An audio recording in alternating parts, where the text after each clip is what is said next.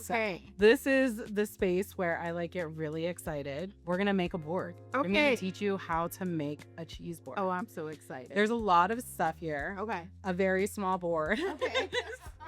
But I like them to be like jam-packed. Yeah. But I'm going to teach you a few tricks. So Okay. when you are entertaining, Yes. you can impress people with all of Okay. this stuff. So the first thing we're going to do is we're going to make kiwi flowers. Oh, that sounds hard. It does, but it's really not. Okay. Farmhouse cheddar here. We have aged Gouda. We have a truffle cheddar.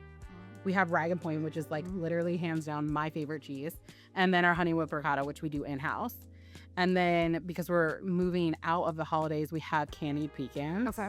Instead of pistachios, which we usually have, which everybody loves, with these ones are literally my favorite.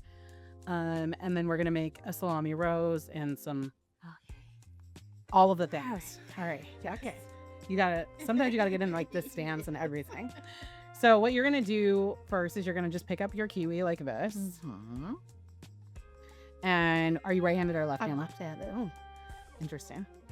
Well, not interesting, but so you're going to take your knife and you're going to go in a little more than halfway. Okay. And then you're going to move over about 1 centimeter and do the same thing. Okay. If you go a little bit more, no. A little bit more. And then see how you're moving Oh, over yes. the exact same direction. Like this. No. That. No. No. So lay your kiwi just down right here. Okay. And then you're going to go. And then you're going to move over. Oh. So you're just going to do that all the way around. Okay. So just one direction to start. Just one direction. This is what makes it way easier Okay. than going back and forth. And you always need a paring knife. Yes, a paring knife for this. You could probably use a steak knife too. Never have, but I love paring knives. Okay. And I actually taught myself how to do this. Like on YouTube or? No, playing with a kiwi during the pandemic. And I was like, there has to be an easier way. So once you go all the way around, then you're going to take your knife and you're going to go the opposite direction. You're going to connect the two. Okay. You're going to go a little more than halfway through. I'd seen people doing this online, but they had been doing the squiggle back and forth the whole time. Yeah. And then it always looked like crazy. And I was like, there has to be a different way of doing it. So this is what I came up with. And I'm convinced it's the best way to do it. And it makes it even and everything. Okay. I'm almost there. You can go straight in. So you're stabbing. Okay. Hey, and some days Your guts. that's the most. And then you just,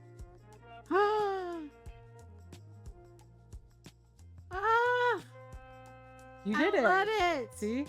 That's actually a really good one. Yes.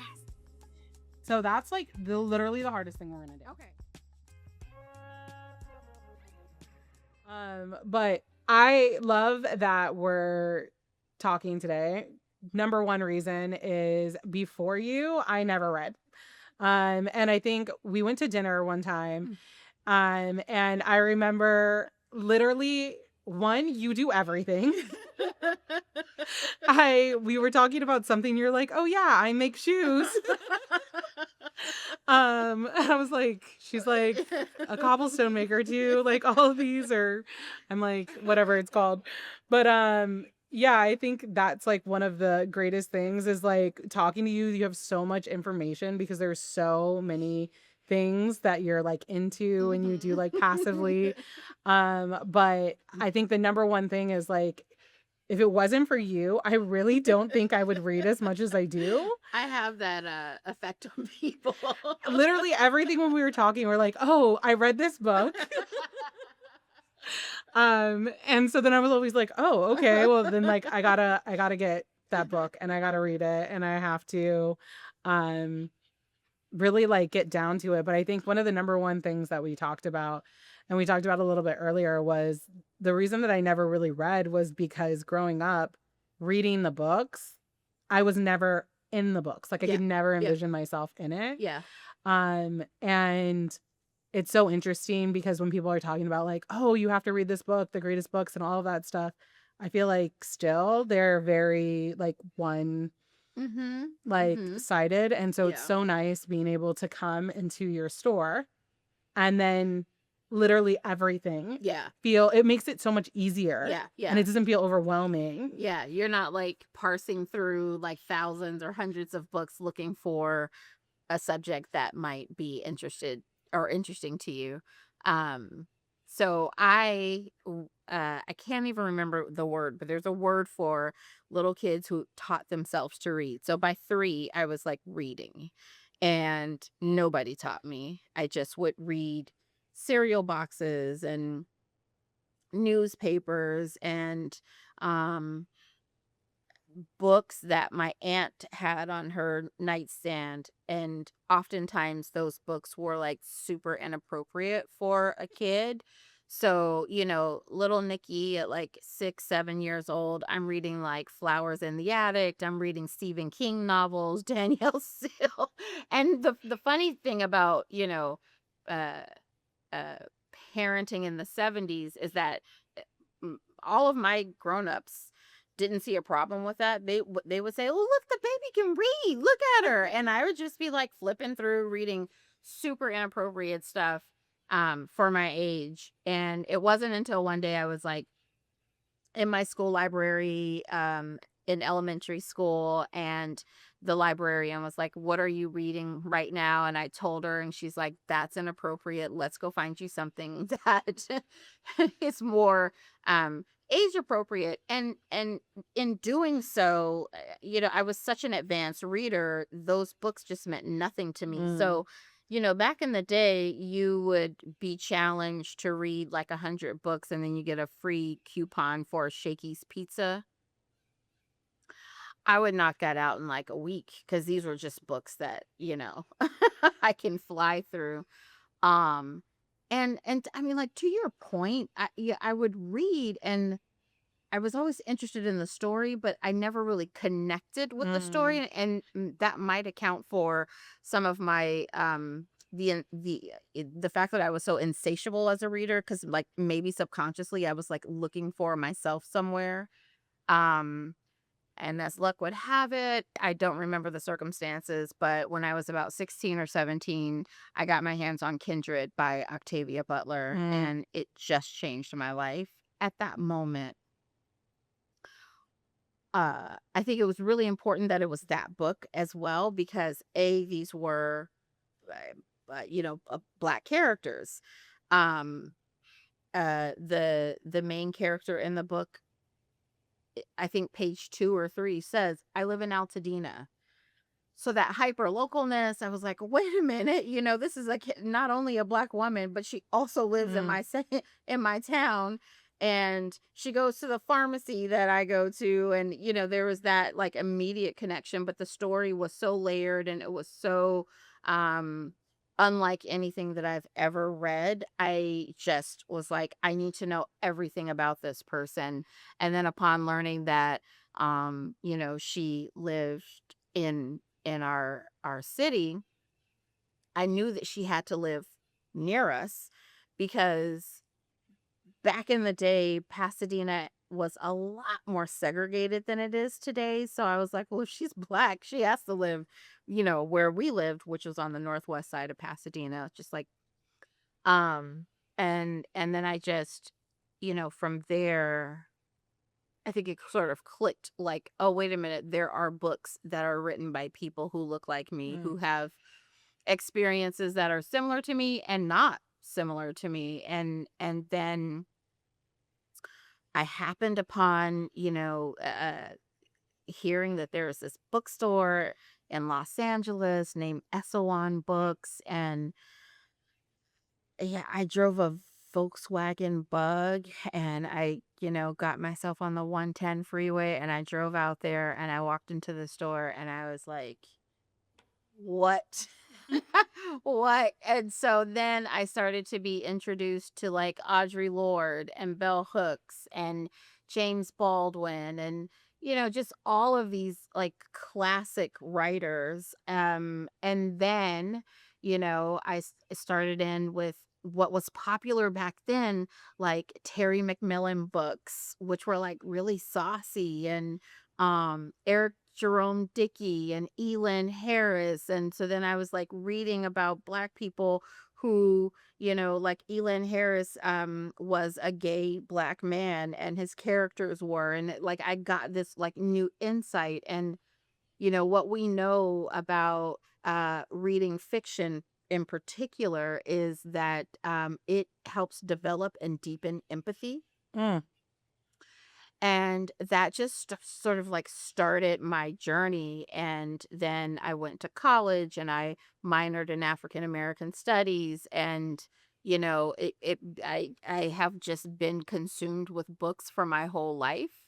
Um, as I became an adult, I learned about independent bookstores, and that was different than like Borders or Barnes and Noble, whatever we had, and visiting those bookstores. And um, I I always wanted something like that in our city, and I kept thinking like, man, I really wish somebody would do this thing, because uh I don't know, the way that I was raised, like like by boomer parents who were like, go to school and get a government job at the post office, and then buy a house, and then retire, and then you're set for life. And I didn't work at the post office, but I did do the thing. Like I went to college, and then I got like, corporate jobs. And but I always, just really wanted to have this space. But I wanted somebody else to do it. Mhm. I was like, I could visit there all the time. Because, people like me don't get to do that sort of thing. And I would dream about it and write about it, and like if I had the store, I would do this thing. And it wasn't until like the first lockdown when it was clear to me that like society is fake, like everything is fake. And so I thought, well, if this is all fake, like I can just be delusional and do this thing. So, I quit the good job, and um I was confident that enough people would be interested in having a space like this as well. I had no idea that so many people Mm. would feel the same way. And opening the store, I always knew that I was going to honor Octavia Butler because she just changed so much for me. I wanted to honor her legacy, like, Altadena and Pasadena, those are her cities. Like, those are her mountains that we look at every day.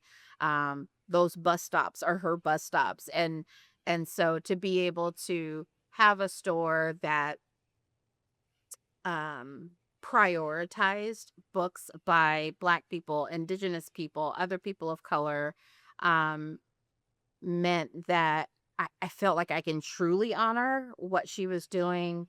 And then I guess the rest is history. I Here we mean, are almost 3 years later.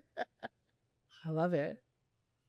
It's literally the greatest thing ever. And I remember like right before um everything happened, you told me like you have to read this book. Yeah. And it was an Octavia Butler's book, Parable of the Sower. And I was like midway through when everything happened. And Oh, I so got goosebumps. it was definitely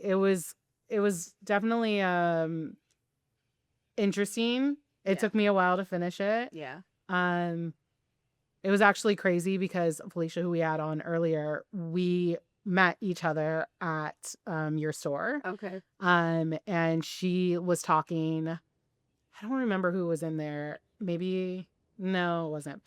But when she was in there, she was talking about how she was halfway through the book, and I was just eavesdropping, and I was like thinking like she was like I left it on my coffee table, and I never got to finish it. And so I was like, let me buy you the book, 'cause I felt like we were in the same space, you Yeah, know? yeah. And that's how we actually became friends, and Oh, we didn't even realize that yeah. that was I thought I was never gonna see her again, and then Yeah, she yeah. walked into my store a month later because she was working on a project. And I think, like, those are the moments it just like, I was meant to be in your store at that time with her, Yeah, yeah, and yeah. it was just a very special moment, and how, Yeah. like, books, like, they really bring people together. They really do. Okay, so now that we have that, the next thing that we're gonna do is we're gonna take our orange and we're gonna cut it in half, Uh-huh. or this is a mandarin. We're just gonna take it, and the reason we just cut it straight, you could do that again, but the reason we just do this is so that you have different textures. Okay. And so one of the things that I tell everybody when they're going to figure out like what they need for their board, and I used to do this with the kids, is shop the rainbow. Okay. And that's how you make sure that your board is like super, super pretty and like Yeah. fantastic and all of that stuff. Okay. So now that we have that, Okay. we're gonna get all of our cheese ready next in our neats. So first thing we're gonna do is we're just gonna take this and we're gonna break it up into like little chunks. Okay. So like I always say like bite-sized Yeah. pieces, just like this. Okay. You can cut it into cubes, but this makes it look like rustic, Fancy. Yeah. and We love fancy. it also allows more margins. Oh, there's more than enough cheese to eat the cheese, because it's not all gonna fit on that board. Okay. And then next we're gonna do the exact same thing with our truffle cheddar. Mhm. I only think we need to do half of it. You can take home this other half, make your grilled cheese sandwich, or just eat it straight. And then we're gonna break. You can put it on here too. We're just doing the same thing, basically breaking it into cubes. This is literally our most purchased cheese. We used to only do it during November and December, and then people would get mad. It's good, huh? So I'm like, I guess it just needs to be a year-round thing. Yeah. And then for our Gouda, And actually, the Gouda has the little like crystal. yes. Crystals. So this is aged Gouda, Yeah. so that's why it's got all of these wonderful salt crystals Mhm. in it. I love that. Me too. I love like a nice little bite. So usually this is super aged. Usually we don't have an aged like one that's this aged, so we can cut it into triangles. Okay. That's not happening. Okay. So we're pivoting, which I feel like is life. And we're just gonna take this and we're gonna Oh. Okay. make it into like little heights, little likes. There you go. Now, is there a specific order you're supposed to eat the cheeses? Like less stinky to more stinky? You know, I don't like people telling me how to eat. So I'm sure there's like, I think there's always a best way to eat like cheeses. If you're going with like something that you don't want to overwhelm your palate, you're gonna want to go with like softer, fresher cheeses first, Okay. and then go to like aged. Truffle probably being last. Okay. But the great thing about like cheese wars is there's so much other stuff that Yeah. helps cleanse your palate in Yeah. between that like you're good. And also if you just have a full cup of wine, not a glass, but if you have like a cup or a glass of wine, like that also cleanses your palate. Okay. And a lot of wine goes with cheese. Yeah. And I know you're a red drinker, Yes. so like this whole board is going to be perfect with a glass of red wine. Great. Because I need to go see Nicole after this. You can get some wine, right? Yeah, I can't wait for Nicole to come on. I know we'll have a glass of wine. I'm like, it's a little early in the day, so trying to hold off. And then just with this, we're just going to take this, and you can use like a cutter if you wanted to, but we're just going to use a chef's knife. Okay. and this is a bloomy cheese. Mhm. So similar to brie. Yeah. It's to die for. Okay. And cutting it open, does that help it get to room temp faster, or it's just like for prettiness? Yeah, I mean, it's for prettiness, but everything. So one of the things that's like a good point, but when it comes to cheese, everything's supposed to be eaten Yeah. like 30 minutes after you take it out of Yeah. the fridge. Like you want it at room temperature. You don't want like hard cheese. Yeah. Because you want it to like open up. Yeah. Just like wine. So when you were opening the store, what did you imagine it was going to be like? Because you were open like, I want to say like a year and a half before Yeah, I opened we opened our shop. February 18th of 23. Yeah. Because I was like, I think you guys opened like a year before we opened Yeah. Neighbors and Friends. Yeah. What did you think it was going to be like? I I thought that I was going to be reading books all day and talking to customers about books all day. And that was just sort of like my dream. Um and the reality is that I have to set my alarm extra early now to get time to read, because running a business now now that I understand that I'm HR, I'm manager, I'm the sanitation service, I'm all the things. And so um yeah, a large percentage of my time is spent behind a computer trying to make payroll and pay taxes and make sure that we're compliant, and reaching out to an attorney like, hey, can you do a quick audit, just make sure that I'm like if I have any like weaknesses, and so that eats up a tremendous amount of time. I would say the sweet side, or the other side of that, which is kind of sweet, is that when I am able to be on the floor with my customers, that is what fills me up. And then it makes it all worth it. I don't have the personality type to um not be engaged with people. Like, I'm just a naturally curious person. So when I can't be doing those things and I have to be, in this very frankly lonely Mm. environment, because I'm looking at, numbers that don't make sense to me, and being responsible for making decisions that need to be made, but that could be wildly unpopular to the people who work in my store, or my customers. It there's a sense of loneliness that I had not prepared for. Um, so I've just been sort of like learning to ride the waves, because I'll have those moments and then I'll, you know, be in the store working, and a little black kid will walk in and be like, "Mom, look, oh, that's me. That's me. That's me." Or elders coming in saying, I never thought I would see something like this. Mm. You're making me so proud.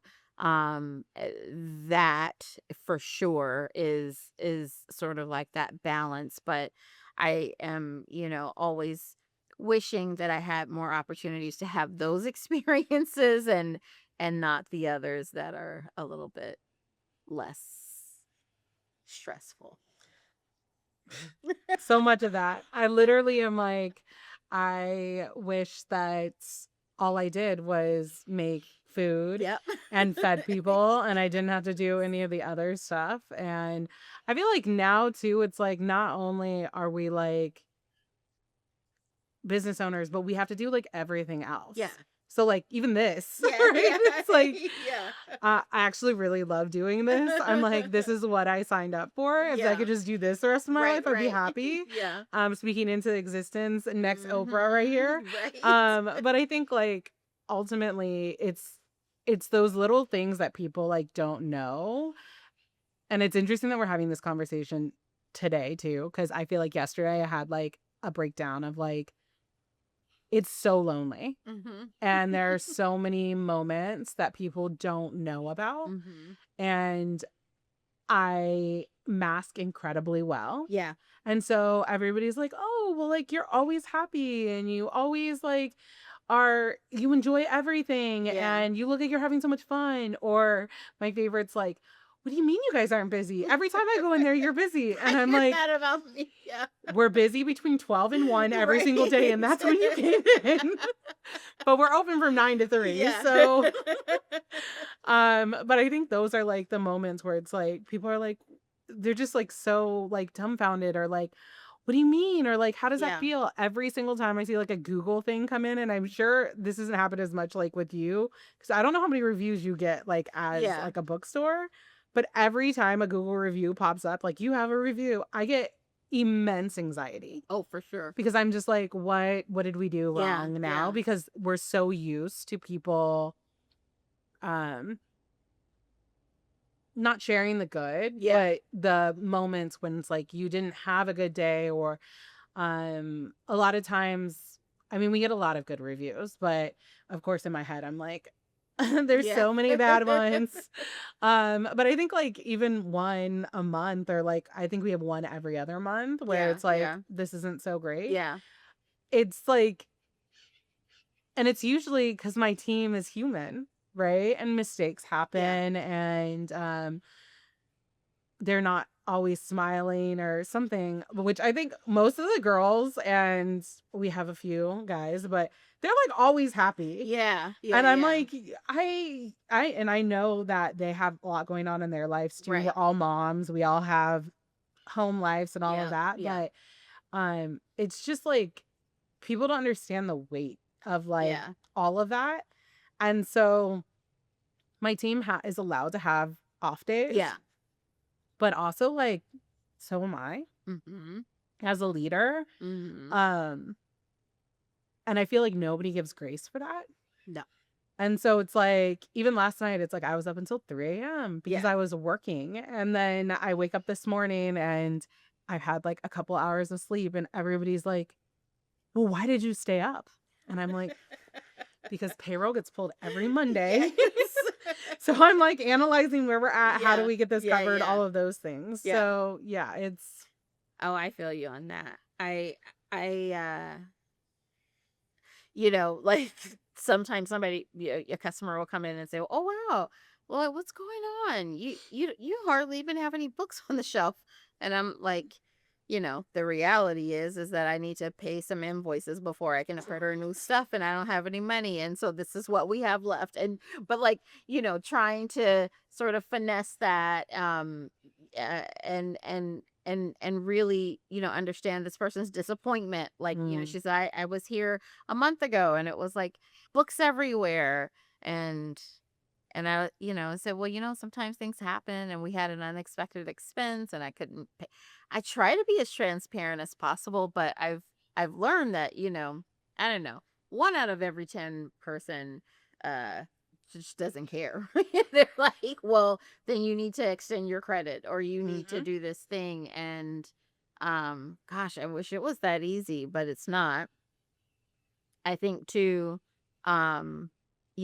speaking of the Google reviews, I got a Google review uh last week and it was just 1 star with no explanation. Mm. That hurt more than anything because I was like, yeah, I don't even have an opportunity to know what we did and how we can make improvements. And that felt really shitty. Like, It's so disheartening because it's like we try so hard. yeah. And I think when it comes to that too, it's like being a Black business owner, it's not just the emotional weight that we Yeah. have, Yeah. but we don't have the same access to Yeah. resources as other people. Yes. And so and I think it's even as simple as like I went to buy a car and I went with my husband, Yeah. and my husband was able to he owns my car. I paid for it, Yeah. but he Yeah. owns my Yeah. car Yeah. because he just looks better on paper.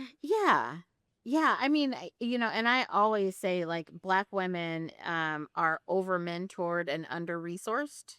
That There are there's no shortage of people who are reaching out like, I can help you, do this thing and coach you on I'm 52 years old. I've worked in corporate America for a very long time for multi-billion-dollar companies. Like, I understand how to do these things. I don't have the money to do it. Or if there's a misstep, or your city burns down and 30% of your customers are no longer housed and near you, like, there's no cushion, Mm-hmm. right? And so that being in a position, to your point, there's very little grace given. And so, like, people are like, why did you move your shop again? And I'm like, because I couldn't afford the rent at the other shop. I don't know what to tell you.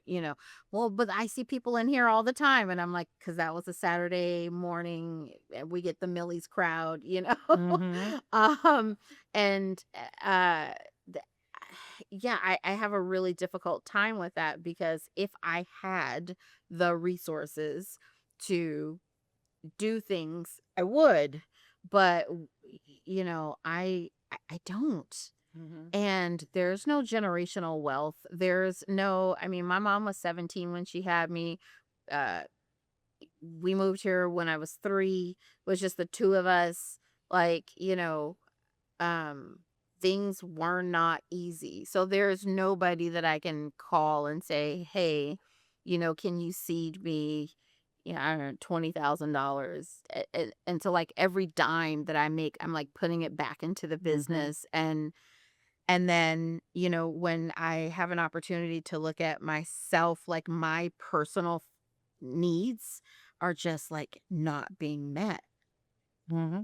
So then when I do get, like, donations, or I do get, whatever, I feel this, like, yeah, I have to give it back. I give it back to the community. I give it back to the, and that that gets it gets really tiring, because Right. then I'm like, I also have bills, and I also kind of need some time off, and I also, am dealing with my home, who, like, the structure is standing, but it's in the middle of the fire zone. So we spent the better part of this year trying to get back home, dealing with the insurance companies and FEMA and this and that. And, we finally got back a couple of months ago. And after doing, like, all this remediation and pulling up the floors, and we had to, you know, uh, replace the insulation in the attic, and we lost all of our porous contents. And so, you know, I love serving our community, and I love it when people are getting the resources that they need. I just don't know how to ask for the resources that I need. So, like, when you walk in your house, you're like, oh, I lost everything too. You know what Mm-hmm. I mean? So, yeah, I don't know the answer, but I got to figure something out. Definitely. And then we're going to start to build. Okay. So when I'm building, I always start with like my cheeses first. Okay. So this one in the middle. Mm-hmm. Then the next thing we're going to do is we're going to add this cheese. Okay. Just wherever. Does it matter that it's like white and white? No, we'll break it up with the fruit. Okay. And then next we can do the salami rose because it's really big. So I always do like my biggest stuff first, then we'll move to oranges. Well, it's perfect. And then let's do a kiwi. I don't think we need to go heavy with fruit on this one because we got so much cheese. Mm-hmm. And then we can add this maybe down here. Okay. To help with Like fill in the little spaces. Yeah. Mm-hmm. And then since this one is similar to this color, right? Yeah. We want to create balance, so we'll put it in the back up here. So if you want to add that. This one. Yeah, so the back area. Like here. Yeah, just like a pile in the back. And the great thing about boards is you can always move things around. Right. So nothing is sold or set in one space. Okay. And then what I like to do with my prosciutto ribbons is I take the ugliest one Mm-hmm. and I put it in the back, Mm-hmm. and then I put the prettier ones on top of it, God. and then you don't even notice Yeah. that. And then see how it's kind of starting to break it up. Yes. Oh, I'm a profesh. You are literally, you're never gonna come to the store anymore. Laugh for my I'm good. audience, Can't wait. That's the hardest part. And I think like that's the other thing when we're building boards, like everybody's like, oh my God, they're so expensive. I was like, go buy all of this individually and you'll find out that actually we're cheaper Exactly. options. So, and then how do you feel about olives? Love them. Okay. I think, yeah, this year has been so tough in so many ways that I don't even think when you start a business, right? I knew that shit wasn't going to be easy. Yeah. But I don't think I realized it was going to be this tough. Yes. We started our catering company during March 2020. Okay. So at the beginning of it, before everything Yes. shut down. So I'm used to the pivot. I'm used to Mhm, things happening, chaos, all of that.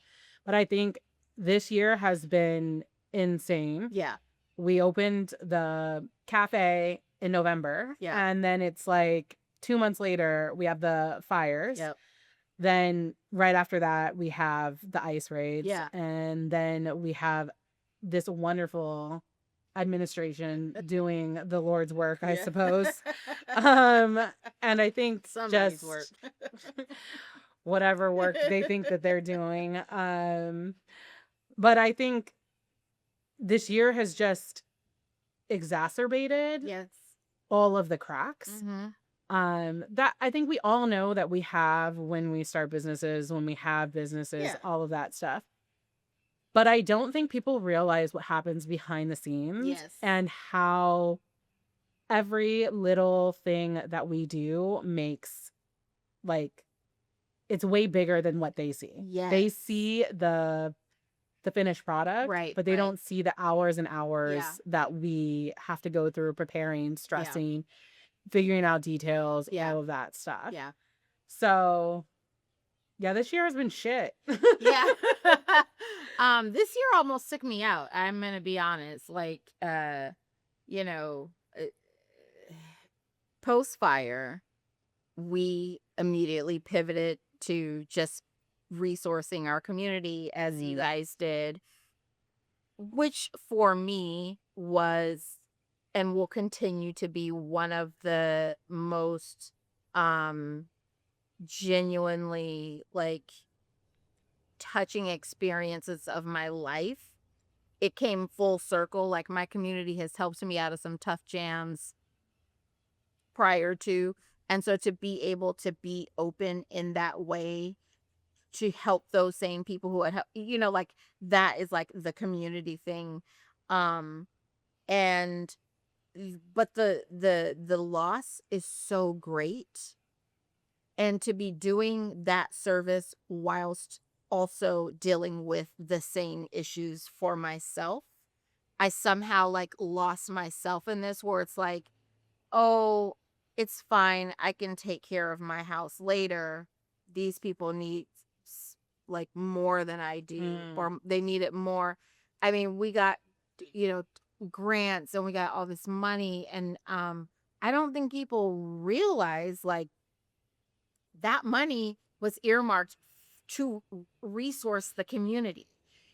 And it's a really peculiar situation because I do not feel comfortable saying, hey, by the way, we're still paying our mortgage and we're paying rent while, we're out of our house. And by the way, I'm not making any money right now because I'm not selling books, because I'm a mutual aid hub for the for the community. And like, I know in my it's so clear to me now that like something has to drastically change for me to continue to do this work that I feel is like divinely my job. Like, I am so comfortable in positions of service. I will no longer be able to do that if I cannot take care of myself. And so this year there was the fire, there was the devastation, there was like loss of life. We are, watched the city that we grew up in burn. I have always had like, like theoretically, I'm like, I'm skeptical of the government, of the, law enforcement, because I am a Black woman Mm-hmm. who grew up here in the height of like the crack epidemic in the project. Like, I don't have a good sort of, you know, I don't know. That's a whole nother thing. But I will say, the day of the fire, like, or that next morning, so the 8th, right? Like, we evacuated on the 7th. Mm-hmm. Uh, I remember vividly, my husband couldn't sleep. We had gone to my brother's house and he couldn't sleep. So about 6 o'clock in the morning, he went up to our street. He called me. He said, "Babe, you better get up here. The street's on fire." And so I drove up there. All of my neighbors are, it's standing around. There is not a first responder in sight. And it was like at that moment, I it cemented for me. I was like, "Oh, no one really is coming to save us. Mm. No one came to save us." We saw one fire truck and we were screaming and yelling, and he's going across the street, and then he looked at us and he goes like this. And I don't know what that meant. Like, like maybe the fire was too intense. Maybe there was no water. I mean, we hear all these things, but he just gave us the shrug and he kept on going. And so having that moment while you're watching your city burn down and nobody comes to save you. I mean, it was like that moment, something clicked. It was no longer like I have this like idea that we're on our own. It was like confirmation. Mm. And so having that moment and then instantly being like, all right, let's get to the bookstore. Let's try to figure out how we're going to get shit to people, because like people are running out of their house with their pajamas, their garage is on fire. We know that some people never even made it out. Like, this is hardcore trauma.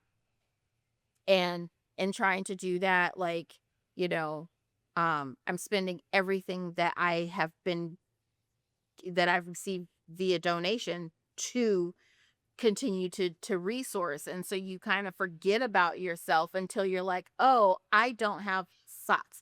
Actually, the first time I changed clothes, I went to your store and got a sweatsuit and some socks, and I was able to take a shower. Like, so thank you. Okay.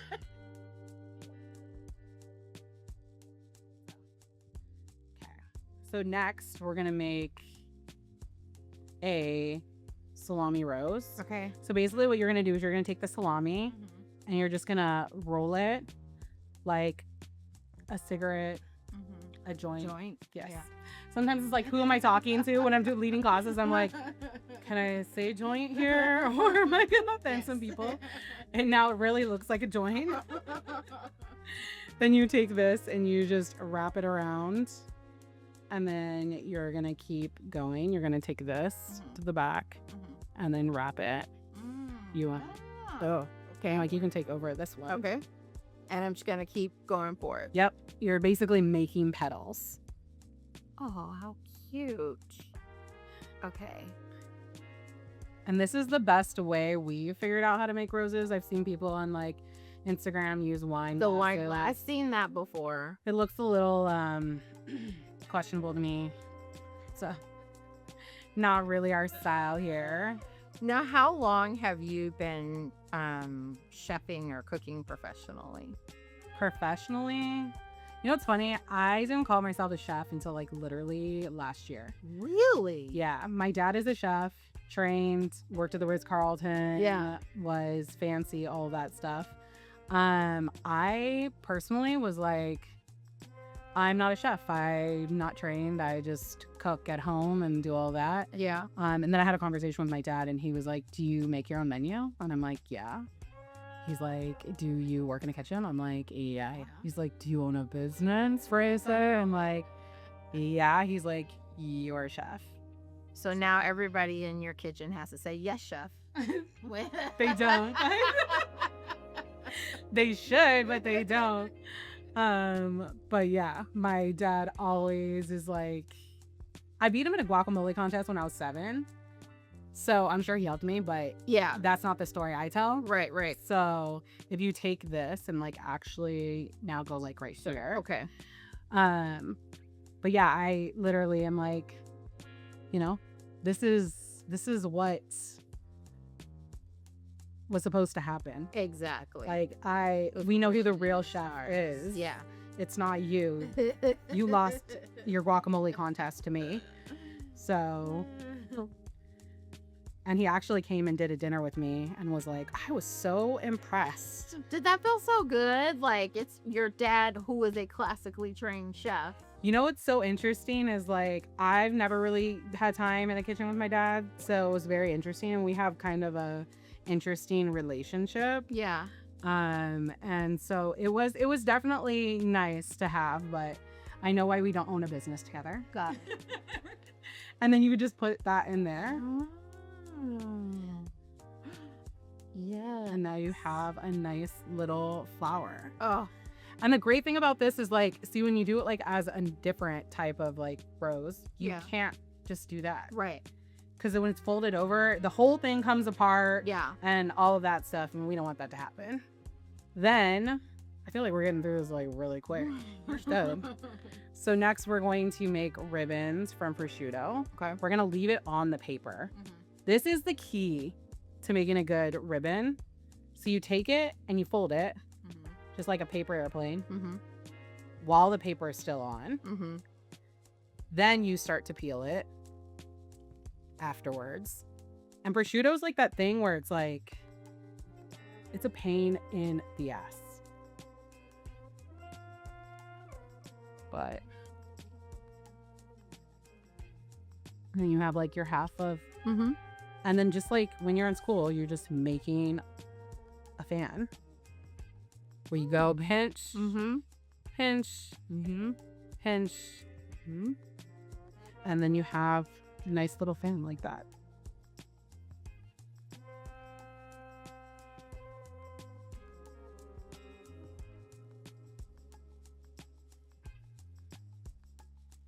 Oh.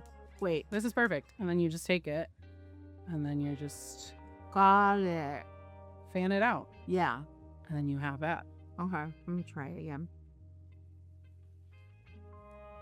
Wait.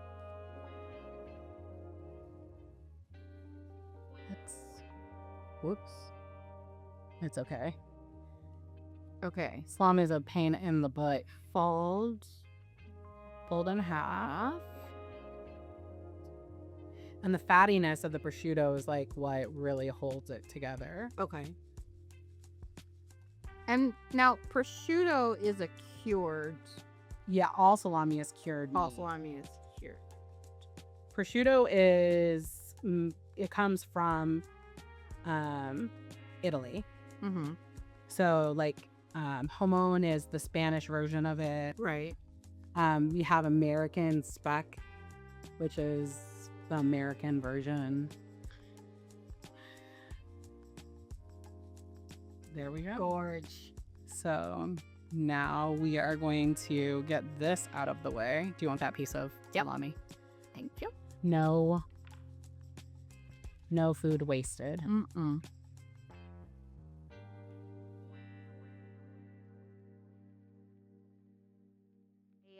The first time I got a change of clothes was through your your cafe, because you guys not only had clothes, but you had like clean, new, nice clothes.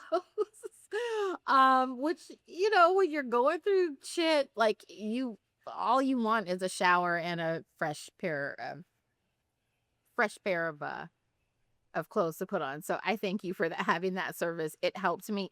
Again, though, I did feel weird. I was like, well, if I'm helping everybody else over Mhm. here, like, should I be, like, not going to get resources elsewhere because I don't want, people to think that I'm, I don't know. It's just and maybe it's just maybe it's me, but I'm always very hyper aware of, making sure that people know that I'm on the up and up. And I believe that that comes from also being a Black woman where you're not given the benefit of the doubt your entire life. And so everything I do is like I's dotted, T's crossed. I don't want there to be any misconception of impropriety or whatever. And that comes at a price to me though, because like I don't have what I need to take care of myself. Mhm. Um, my good friend Jazzy McGilbert, who owns Reparations Club, which is another Black woman owned bookstore in LA, she was out of the country at the time, and she was like, what do you need? And I was like, nothing. And she says, I don't believe you. And had brand new clothes like shipped to the bookstore so that I can have clothes. Like I will forever be grateful for every person in my circle who saw through my inability to advocate for my own needs. I will advocate the shit out of somebody else's needs. It's the me thing. And I don't know how long I can continue to go on like this. In full transparency, a month ago, I was driving south on Fair Oaks, just past Woodbury, and I thought I was having a heart attack. I pulled over. I called 911. The paramedics came to get me. I'm a middle-aged Black woman with like, a heart rate of 170 and my blood pressure's through the roof. So they were treating me as if I was having a heart attack. And nothing was working until they put like the IV with Ativan in it. I get to the hospital and then I'm like, oh, yeah, okay. I feel better. But they did chest x-rays, they did blood work, they did the whole, thing. Um, and then everything comes back normal. And the doctor said, you know, you had a panic attack. Mm.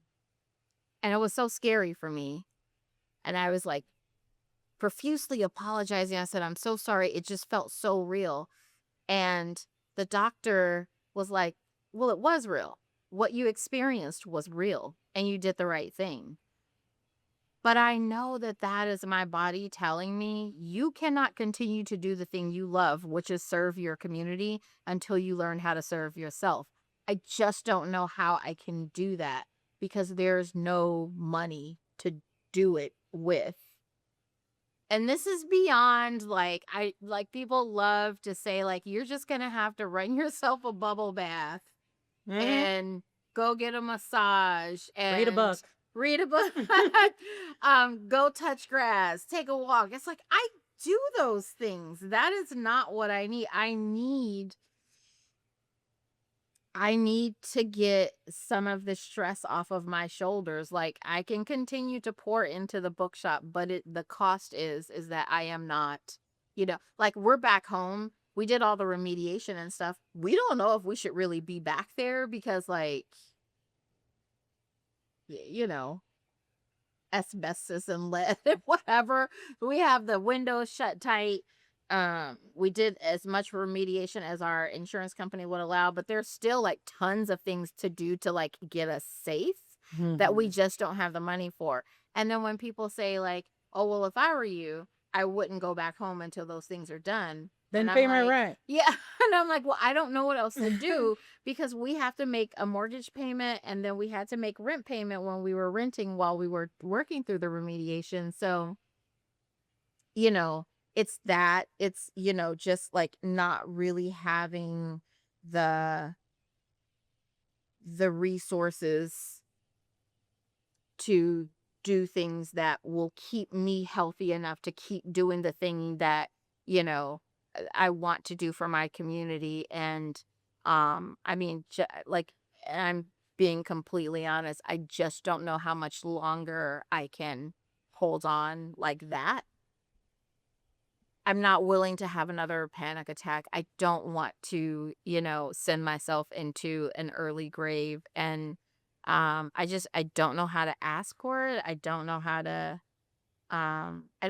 do it, but I do know that moving into this new year, I am going to have to make some changes so that I can just be healthy, cuz I have a husband, I have a kid, I have grandkids. Like Mm-hmm. it, I want to be there.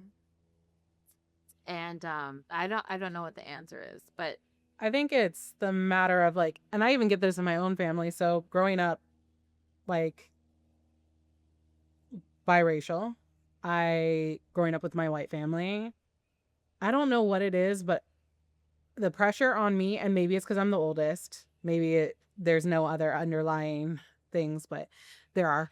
Um, but it's like you're strong because I know you're strong, yeah, right? Like yes, you are the yes, strong yes. black woman in our Yeah. family, do Yeah. what you do Yeah. so well. And I think I'm fucking tired of being the Yeah. strong black woman. Right? I'm tired of everything being my responsibility Yeah. to take care of everyone Yeah. and then Yeah. also take care of Yes. myself. Yeah, yeah. And so I feel what you're saying in your soul, like in my soul, in your soul.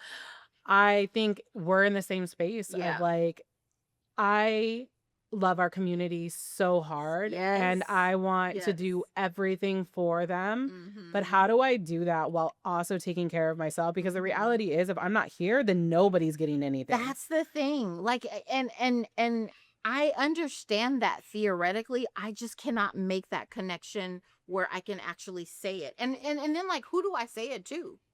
That's it right there. That's the I thing. I think I already talked about this on another like episode, but I'm like, I just want a rich daddy. And Right? not like a daddy. Like Yeah. I wish my dad had money Yeah. and he just could give me all of the things I want, you Yes. know? Yeah. And it's like he's not there. I Yeah. don't he's not coming Right. either, Right. right? Right. And so I can ask the universe Yeah. all the time Yeah. to do the things for me that I need, Yeah. but like it's not there. Like Yeah. there's no like abundance of Yeah. like resources. There's no like pot of gold, Right, right? right. But like, and that's what is so frustrating for me is because I am not like, I need a Birkin bag or like, I don't care about that shit. I'm like, I would like my landscaping to be excavated so that we can get the lead and asbestos out the soil so that I'm not Mhm. tracking the shit back in my house or my dogs or whatever. Like, it's stuff like that. Like, I need some, windows that I don't tape around to keep. Like, these are not. Their needs. Yeah, their They're needs. And essentials. I'm like, and then I can be okay, like I mean, of course, I mean, I'm human. There are things that I want, but none of them are like so outrageously, you know, expensive or whatever. And to not have a rich auntie or father or I mean, my mom would give me her right arm if it meant that she could, provide these things for me, but that's not the reality. And I also don't want her right arm. yeah, I don't want my mom's right arm. But like, I'm a Gen Xer. I'm an eldest child and I am a Virgo. So it is a fun house in here. Like this is my brain does not give me a break. And yeah, we're coming up on the 1 year anniversary of the fire and I'm looking forward to doing so much, but I am trying to take some time to just figure out, how to take care of myself cuz I'm not going to be able to make another year the Mhm. way this past year was. Yeah, I think ultimately we're all at a space of like things need to change. Yeah. We just need to figure out exactly what that step Yeah. is.